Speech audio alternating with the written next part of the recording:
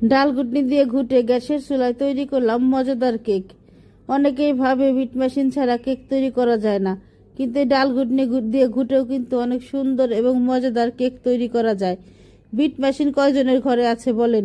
কিন্তু এই ডাল ঘুটনি কিন্তু আমাদের প্রায় ঘরেই আছে, কারণ আমরা ডাল রান্না করতে গেলে আমাদের কিন্তু এই ঘুটনিটা খুব প্রয়োজনে আসে।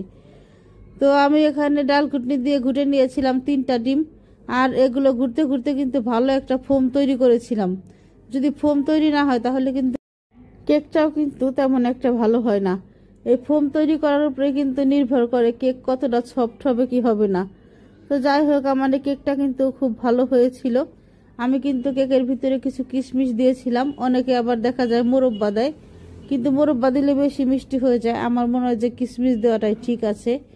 তো আমার কেকটার কেমন হয়েছে আপনারা অবশ্যই জানাবেন, আর ভিডিওটি ভালো লাগলে অবশ্যই লাইক কমেন্ট ও ফলো দিয়ে পাশে থাকবেন। ধন্যবাদ।